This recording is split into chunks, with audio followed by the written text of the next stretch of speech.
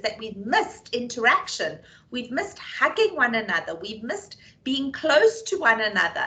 So I would definitely say the starting point is a smile. So when you're getting ready to do an online session and you know you might have to have your camera on, just remember that smile. It's vitally important.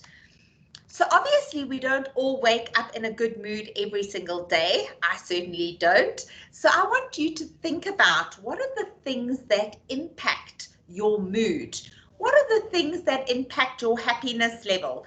And so once again, using Menti polling, give that some thought. What actually impacts you? So once again, in order to engage with us on Menti, it is confidential.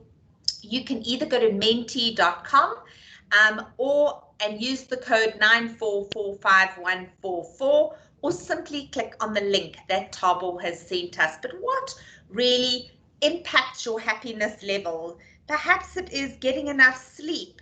Perhaps it is your family impacts your mood. Perhaps it is the weather. What impacts your happiness levels? And really, what impacts your mood? We don't all wake up in a great mood, so we need to become conscious of what are the things that impact us and impact our mood. Certainly a cup of coffee first thing in the morning improves my mood, that shot of caffeine. So remember, you really need to think about smiling, and life is a bit like a mirror, that when you smile, even if you're on the phone and you're talking to a client or a customer, or you're making calls or engaging with people, very often your smile can be heard in your words as well as whether you're in camera and you are showing them your smile. So really the important thing is to smile. Whether you feel happy or not, smiling is vitally important. So a few facts about smiling. Smiling releases endorphins. Endorphins are feel-good hormones. When we smile, just practice it right now. Give yourself a big smile. It releases these happiness hormones. And smiling expresses, links us to one another no matter what our culture is. And smiling is contagious. I mean, if I was to sit there and smile at you, I'm hoping you would feel encouraged to smile as well. And babies, interesting fact, babies start smiling in their sleep as soon as they're born. And when we smile, it reduces our blood pressure. So whether you are doing a virtual training session or whether you are on the phone to somebody or whether you're having a meeting, I would really say try and start that with a nice big smile. Vitally, vitally important. And in terms of this, I just think it's great to watch the short video, which really encourages this habit. Let's watch and see. Thabo, if you could please check on what the sound is like, I would greatly appreciate it. Okay.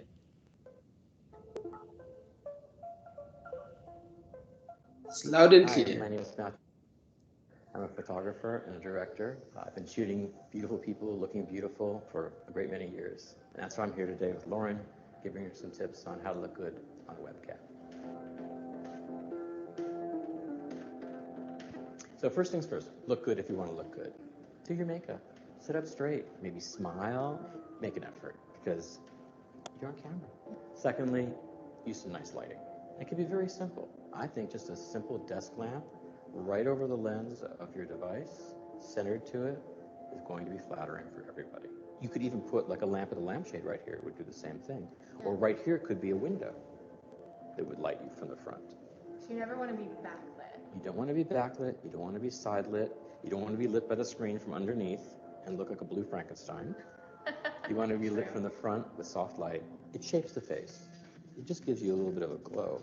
But for that to work, you have to get rid of the other lighting. That's why we close these shades. And if there was fluorescent lighting in here, we would have turned it off. Next, you don't want the lens to look at you from underneath. It's better to look just slightly down on the person. So that means raise your device so that it's just about equal to your hairline. That's the best place for it. And then angle the screen or the device until you center yourself in the frame. Everything is centered. You're centered to the lens, the light is centered to the lens. And that symmetry is what makes the face look great. You don't want to sit too close. These devices have wide-angle lenses, and they're not adjustable. So if you get close to a wide-angle lens, it exaggerates things that are close to it, like your nose or your chin, and not terribly attractive. We don't want to exaggerate any of those things. Another thing that's really helpful is keeping the background simple. That's just a clean, simple background. If there was a whole office back there, there'd be a lot of visual noise going on. Part of human nature is to look at ourselves. I guess we're just a little fascinated with ourselves. Don't look at yourself. You want to appear to be looking and engaging with the other person.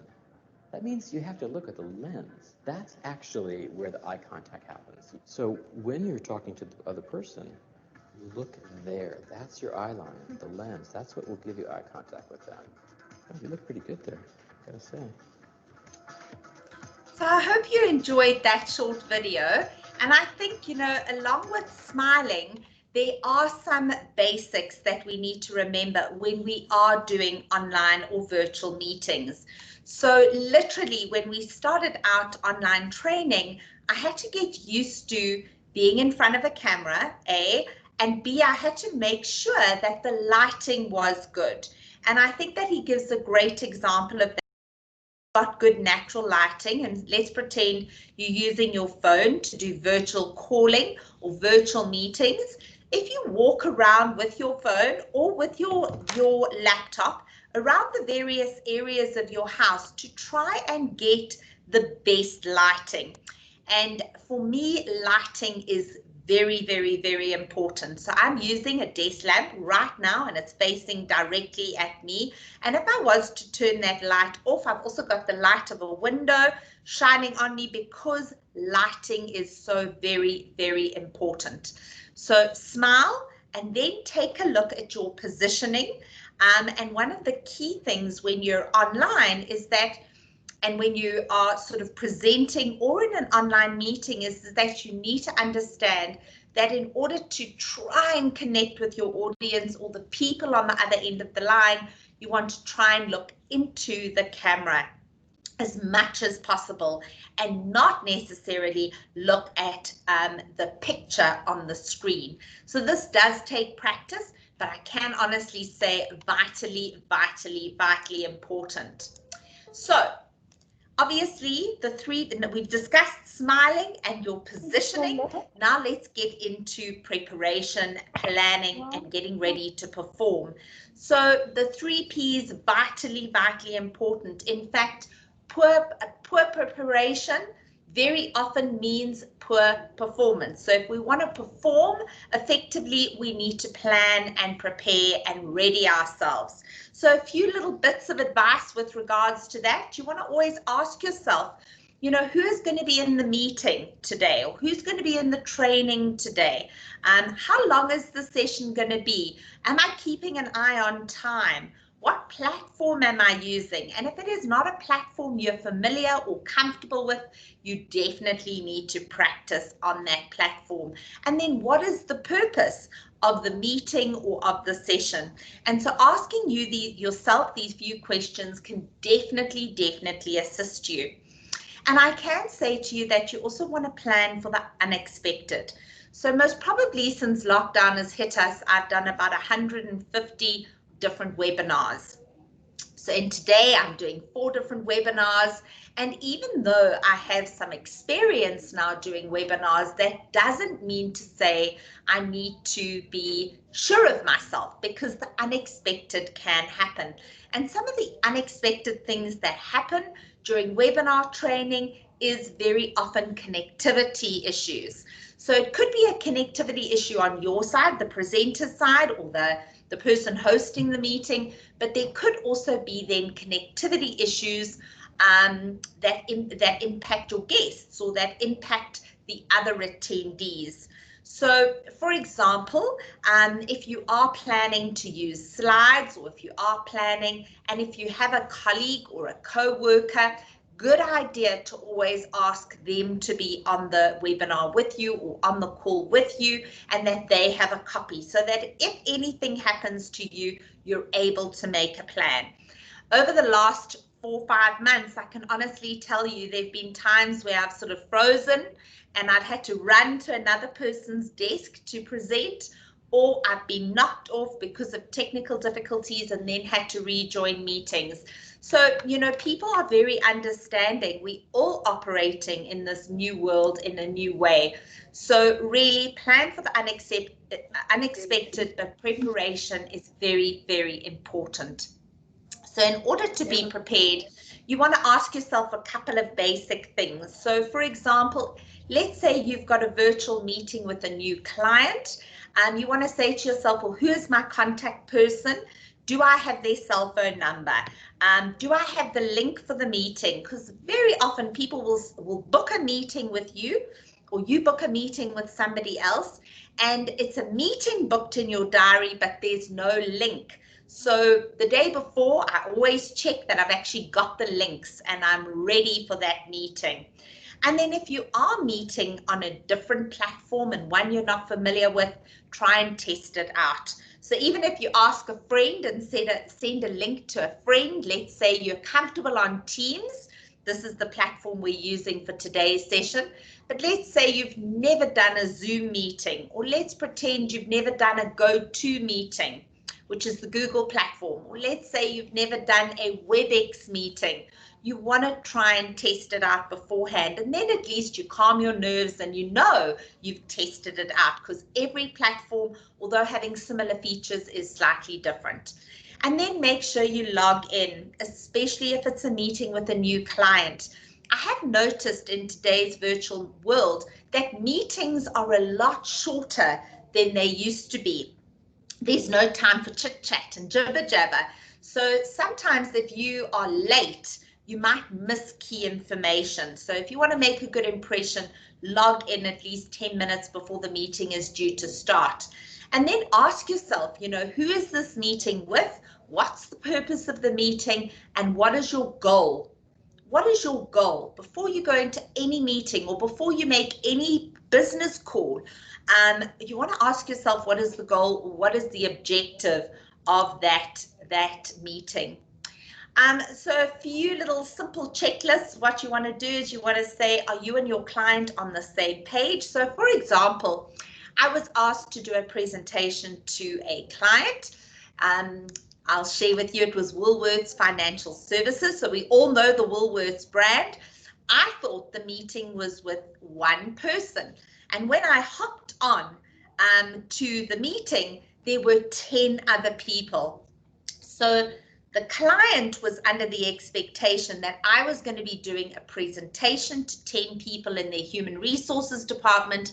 I was under the expectation I was having a chat to one person. So really very, very important. Is the client doing an introduction? Are you doing an introduction? Are cameras on? Are cameras off? What is the aim of the session? And then if you are doing a workshop, it's important to know what support are you providing during the workshop and then after the workshop.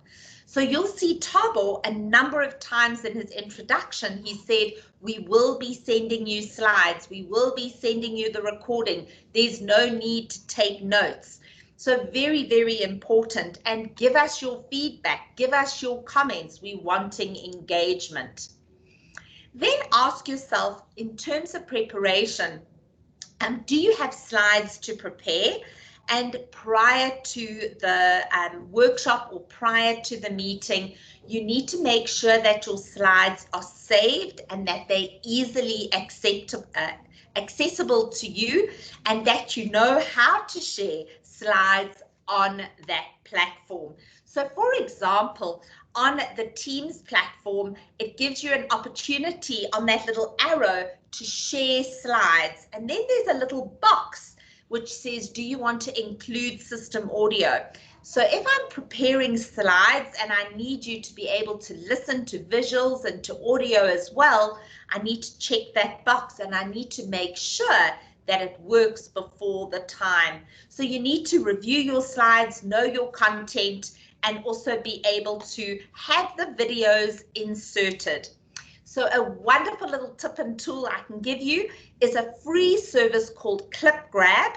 So the website's called clipgrab.co.za, clipgrab.com. You load it on, you load the software onto your computer, and you're able to actually save any video clips onto your computer and then insert them into PowerPoint. And the benefit of doing that is that you don't have to sort of look desperately for the YouTube video that you're wanting to share. Remember that when you're presenting, an hour or 30 minutes even is a long time, and you want to be able to keep your audience hopefully engaged throughout that time. So I would definitely say insert videos. Videos are a great way to have a little bit more engagement.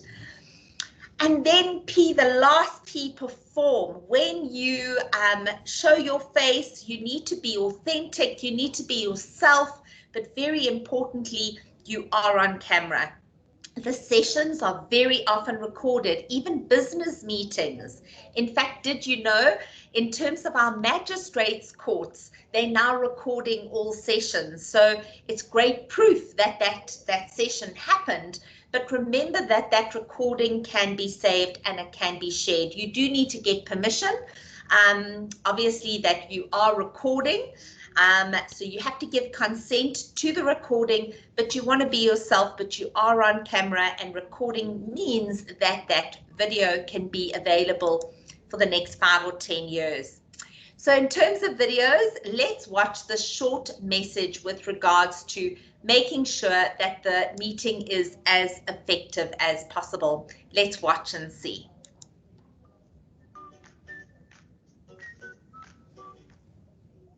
Hey, it's Catherine Nicholson here from the virtual training team. I hope you're safe and well. I film this as we're currently in lockdown. And Thabo, can I just check that sound is good on your side? Yes, it's perfect.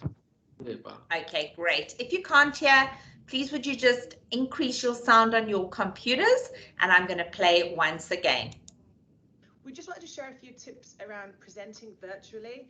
You know, we're doing all of our meetings right now virtually, and more of you will be finding yourself presenting virtually, and that's likely to continue into the future. So here's a few tips to help you be your best. First of all, think about your positioning. So do you prefer to stand up when you're presenting? If so, that's fine. Just readjust the position of your webcam or your laptop and make it work that way. Or what I prefer to do is just sit up straight on the edge of my seat. So I've still got some movement and I'm still able to hopefully project my energy across the screen. What else? Well, as you can see, I'm looking right at you at the camera. There's a temptation to look at yourself when you're presenting, and that can be off-putting, but also you're not engaging your audience as much as when you're looking right at the camera. It becomes habit very quickly once you start to do that.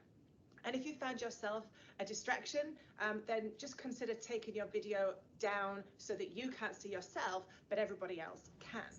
Certain platforms allow you to do that. Encourage your audience as well to have their webcams on so you can actually see their reactions and their faces. It makes it much more of an in-person experience. Think about your gesticulation as well. It's great to still use our hands as we describe things and as we talk, but a tip for doing this virtually when you're on camera is to keep your hands close to your body. If you have a tendency to speak with your hands in front of your body, it can be a bit of a distraction when your hands are coming in front of your face and becoming really big for your audience to look at. Next thing, if you are using slides, then remember that less is more. The slides aren't the presentation, you're the presenter. They're there as an aid to your presentation. So don't have too much text on the slides and only use a slide when it's necessary. I often like to stop sharing slides when having a conversation virtually so everybody's picture can be seen and it can feel like a much more intimate environment. On that note, in terms of intimacy and environment, how are you going to interact with your audience members?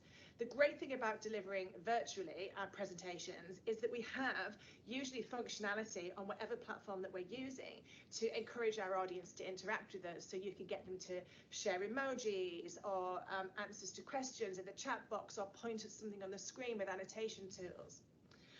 Finally, I would just say, remember to enjoy yourself. Sometimes in a virtual environment, we're so focused on the content and the platform and the technology that we forget to bring our personality to what we do. So if you're enjoying yourself, then you can guarantee that your participants are much more likely to be enjoying themselves too.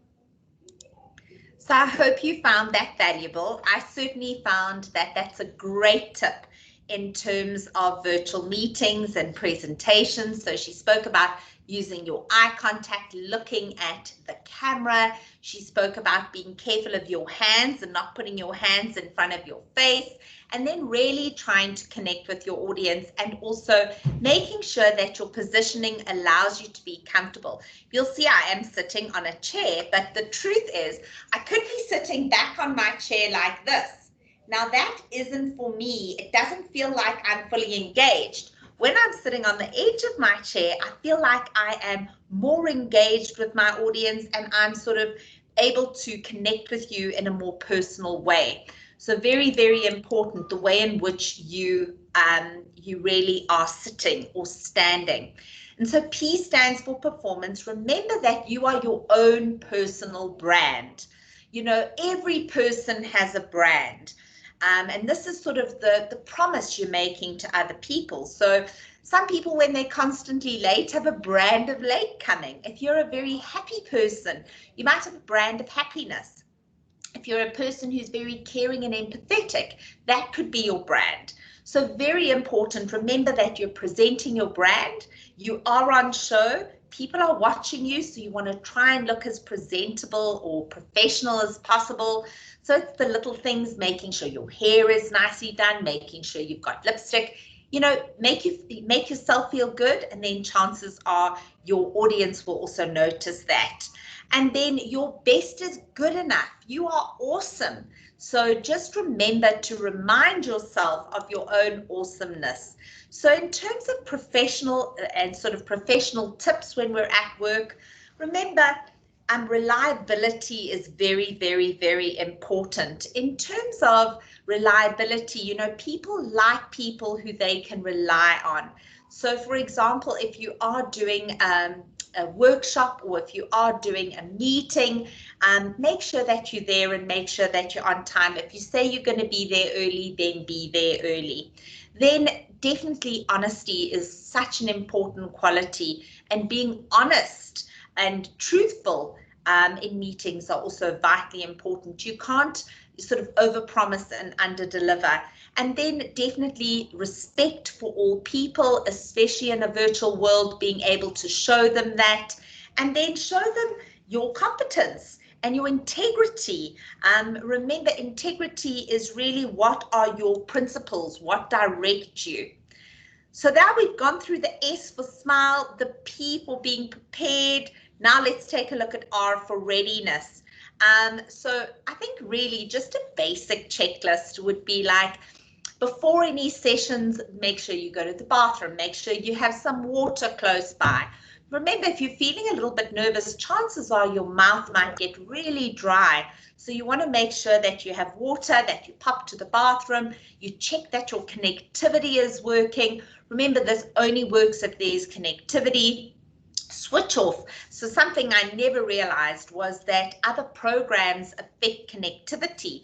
So when I have my email open, it slows everything down, or when I've got hundreds of other programs open. So switch off all programs that you're not using. 5 or 10 minutes before login, check your sharing of slides, check your sharing and sound and video, check that you're able to chat on the meeting chat, and just get yourself a little bit comfortable. So readiness. And so very often in meetings, you take the lead from your client. So if all cameras are off, you might say, well, your camera's off too. But what I've decided to do is I always have my camera on in the beginning of every session, unless it's a workshop or a webinar where I'm an attendee. And the reason for that is I want to show that person that I am serious and I am working and that I am dressed and ready for work. So you might always need a little simple script at the beginning of the meeting, like, hi, Judy, thank you so much for getting online, and I'm looking forward to today's meeting.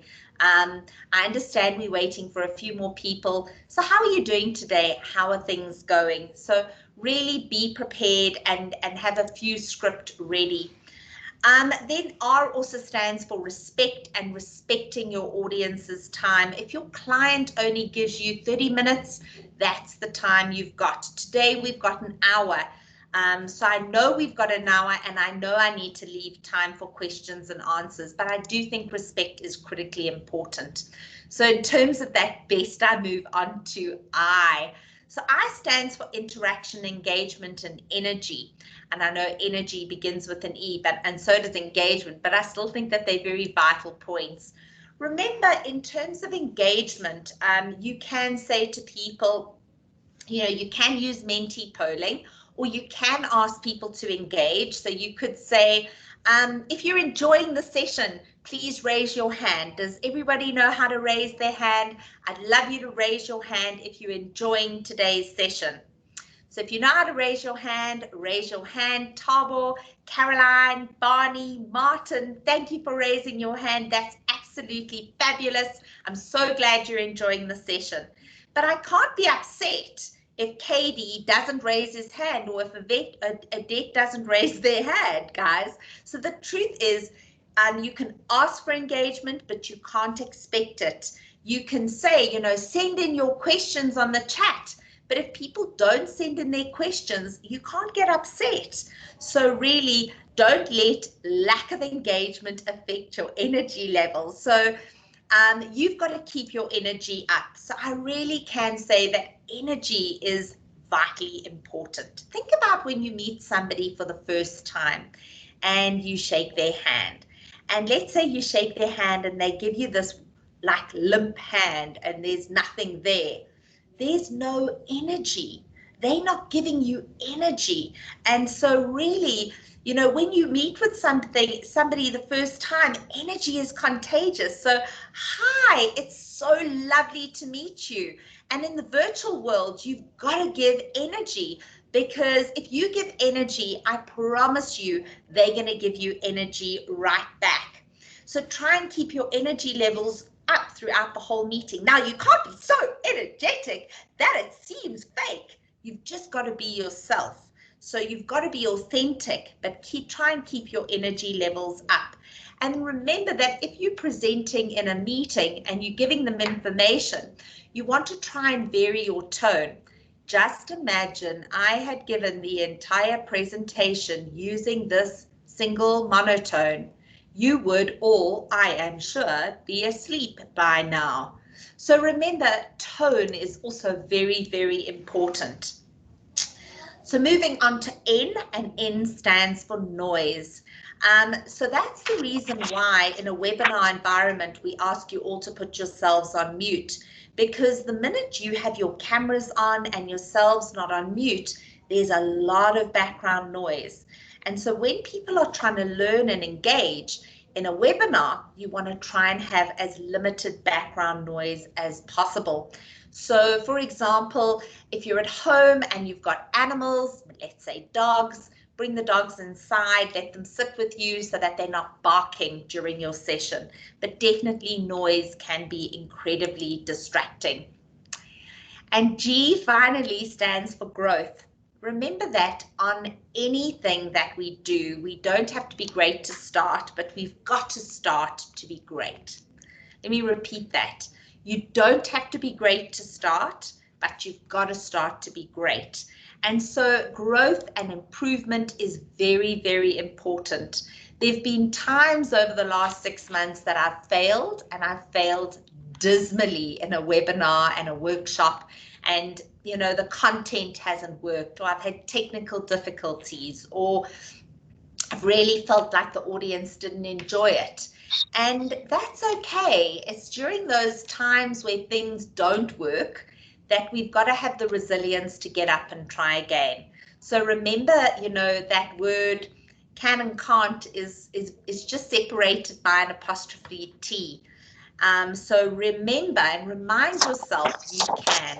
So very often before a training session or before a workshop, I simply remind myself. So positive self-talk, so vitally important. You can do it. You can do it. And tell other people, I believe in you. I believe you can do it. So to end off, I wanted to share with you this lovely positive video, which hopefully will, you know, just lift your mood a little bit. Let's watch and see.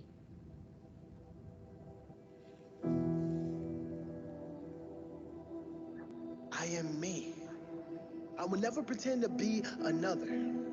I will never want to be another. I will not change who I am just to fit in. I am me.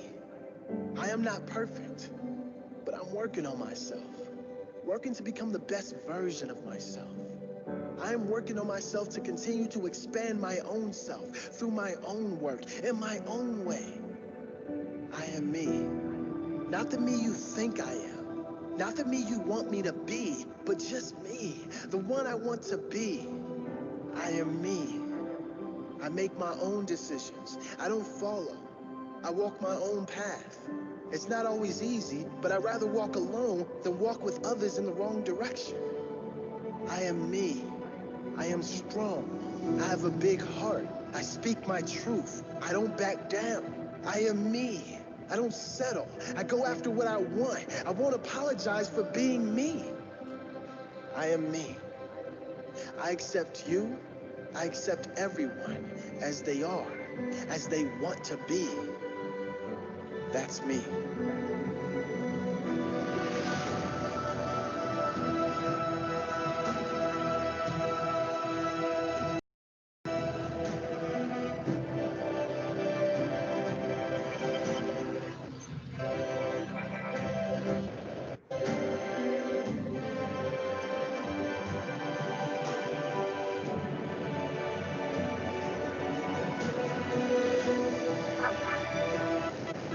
So I hope you enjoyed that, and definitely I think, you know, the importance of being authentic and yourself.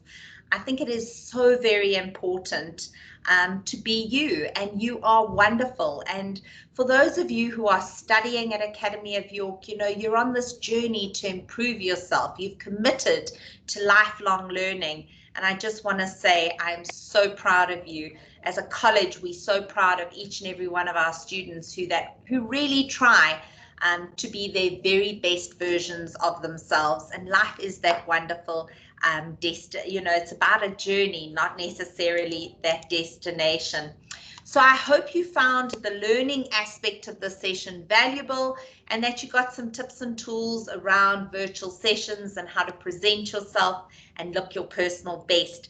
I'd love your feedback, and I'd love to ask you any questions. Well, you to ask me any questions, or we can ask one another questions, but the floor is really now open for question and answer, and we try and make sure that there's at least 20 minutes for questions to engage and to have your questions answered. So go ahead. Let's see whether we have any questions. Thabo, any questions?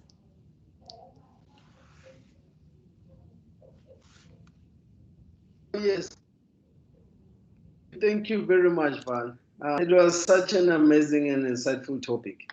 You know, I really enjoyed it, and it felt so relevant to today's time. So to open up the floor, I have a few questions. Okay, let me start with the first one. Right, I've seen present headsets. And sorry, Thabo, I'm losing you. I think you mentioning headsets, people wearing headsets when they're doing a presentation. Is that what you're asking about? And whether we should use headsets or not?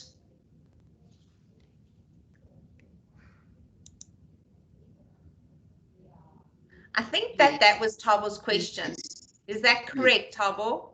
Sorry, now you see how technology can fail us. So I'm not hearing his question properly, and this is, you know, a good example. We can't get flustered. Is that the question, Thabo? Yeah. Okay.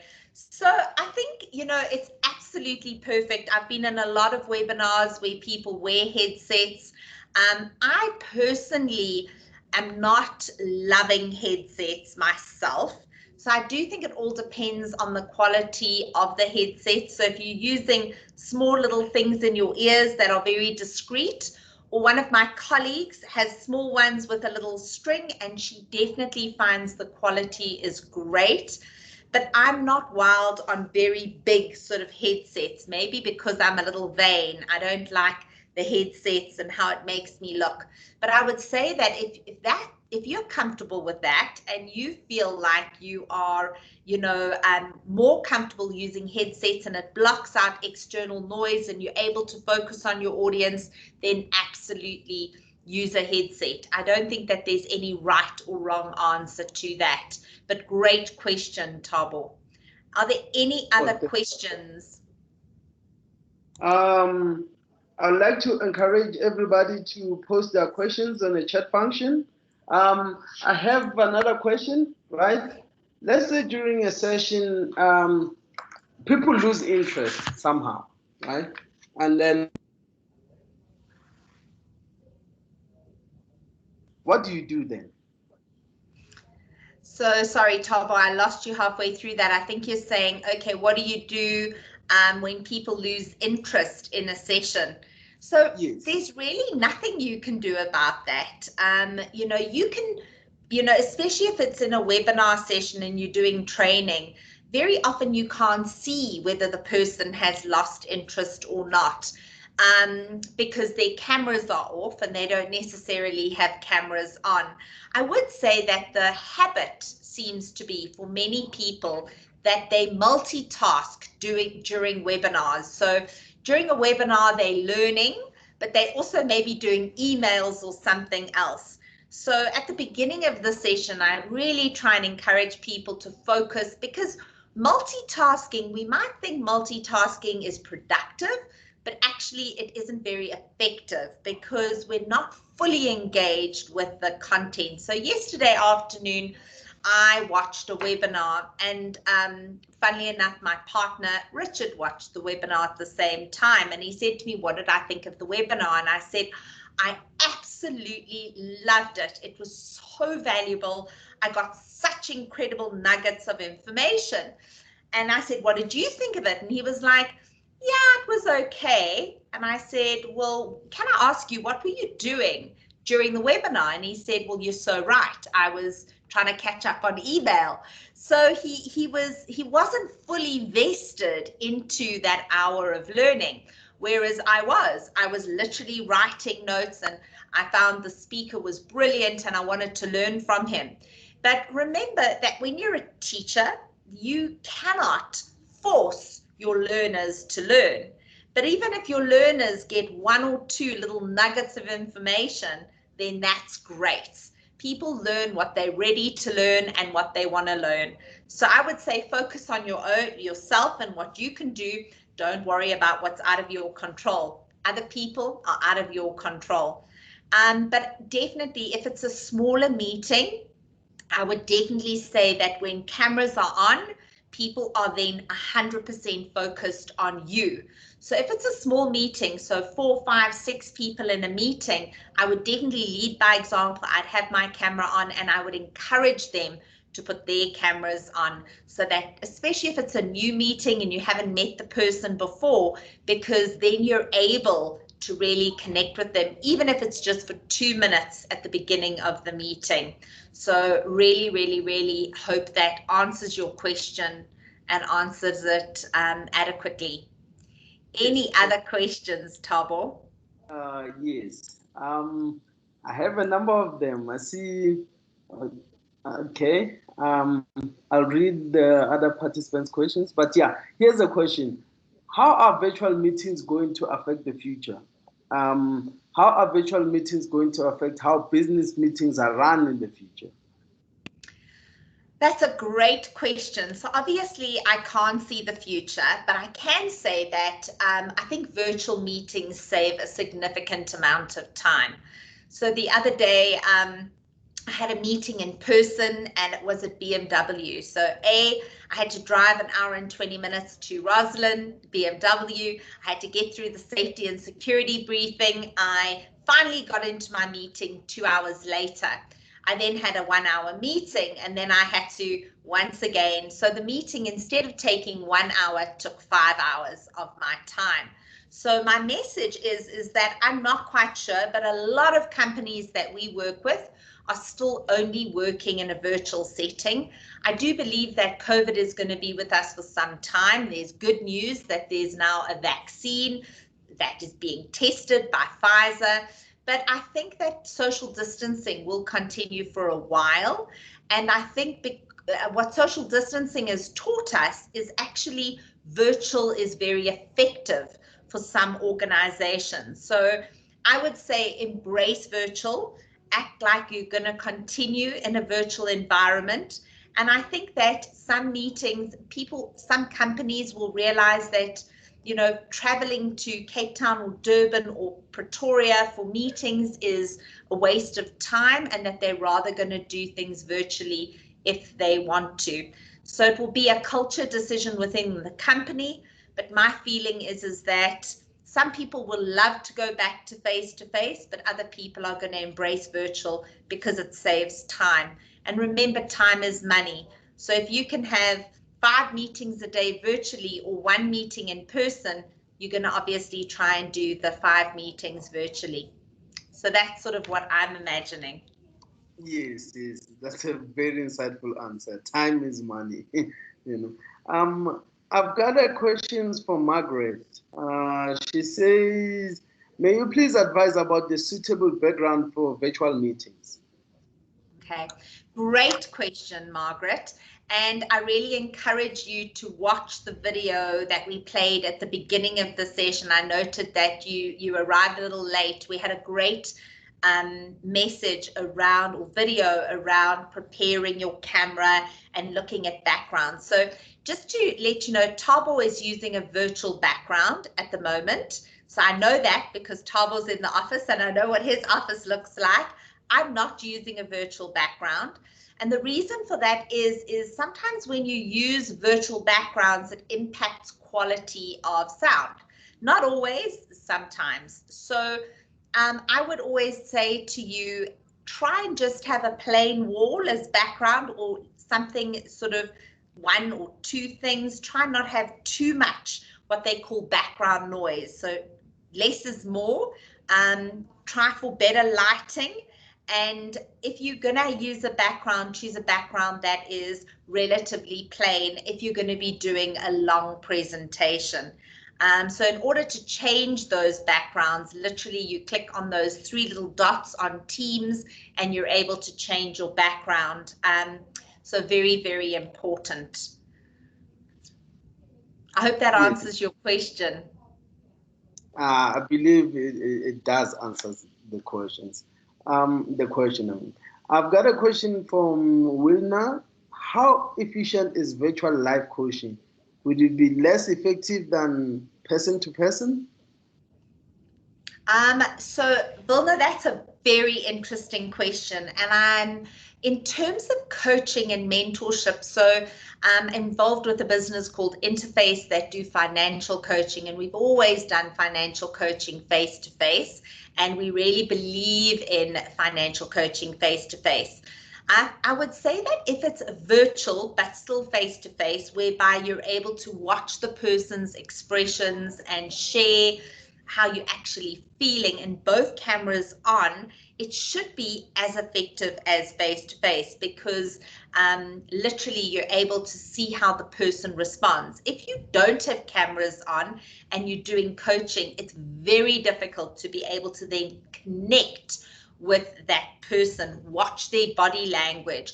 You know, if they cross their arms and start to fold, they sort of move back, and you can read their body language and respond. So, but on the other hand, some people, especially if you're coaching people who are, let's say, older, so a different generation, they still might really like the personal face-to-face sitting in front of a coach. So I do think it does depend on the generation and the age of the person that you're coaching. I think younger people embrace virtual meetings way more than older people. on the most part. I know that's a generalization, but for the most part. So I do think it depends on your audience and the person. And then obviously if the person's open to it and they feel like they want to try it, then that's great. So I know a lot of psychologists and counselors are doing their coaching sessions or their therapy sessions virtually. And depending on the patient or the person, it sometimes is highly effective or highly ineffective. But I really hope that answers your question. I trust it did. I trust it did. Very insightful and very helpful. I have another question here. What are the benefits of virtual meeting and what are the disadvantages?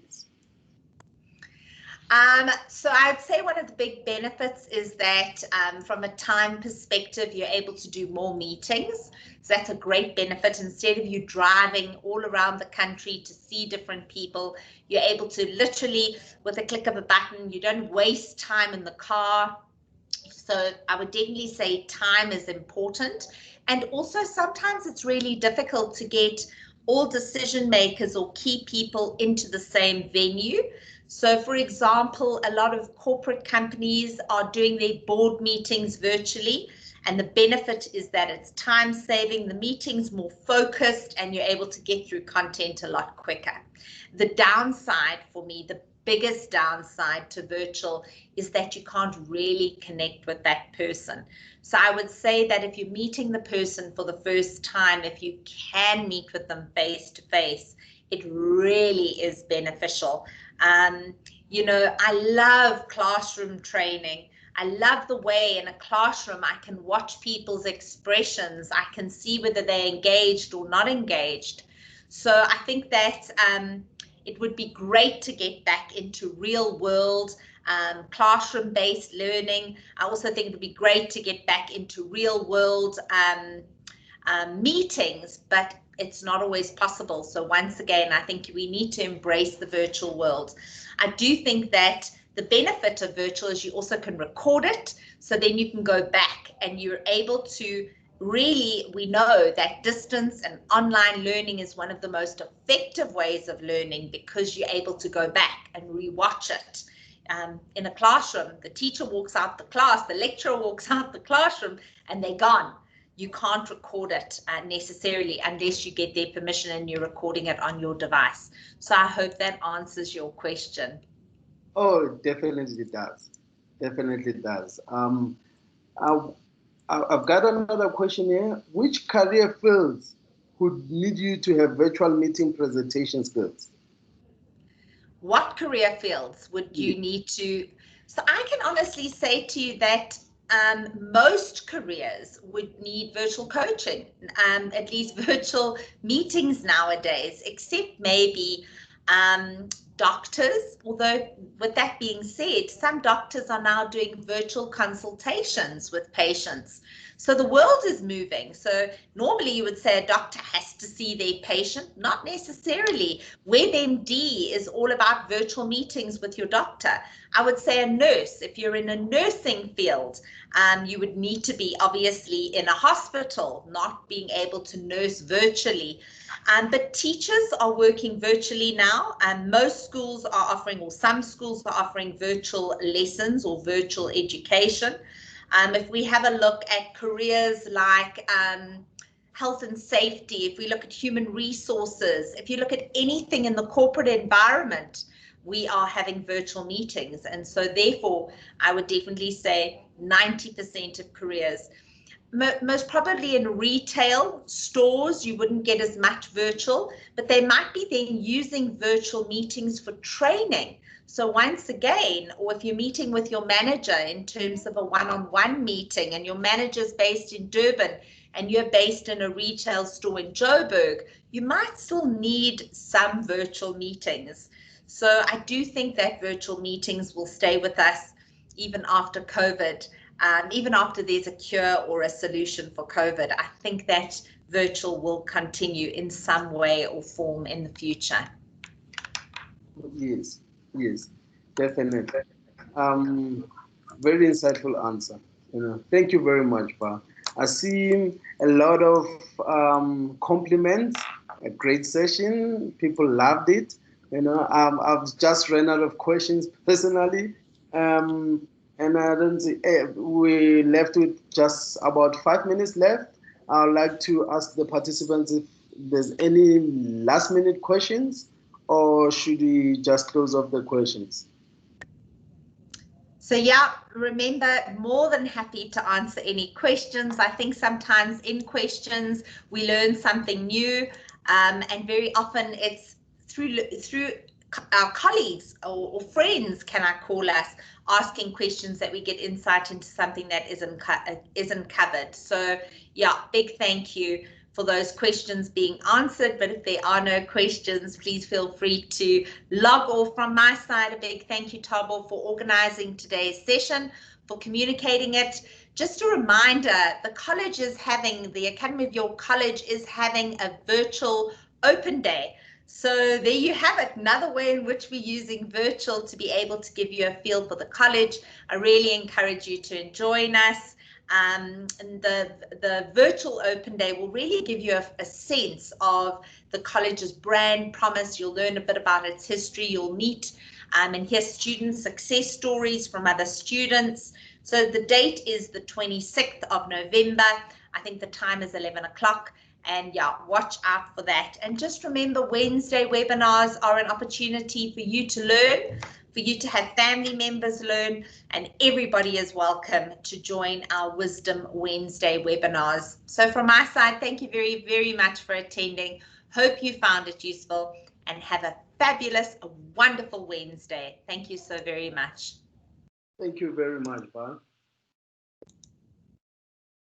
Just a reminder to everyone, guys, our next webinar session is on the 25th of November. Topic is Reflect and Review 2020. Our guest speaker is going to be Carol Fenter from 11 until 12.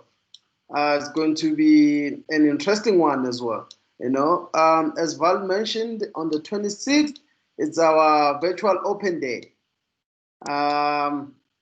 Yeah, so we're looking forward to seeing you all there, virtually, of course. Thank you very much for participating. Thank you for your time.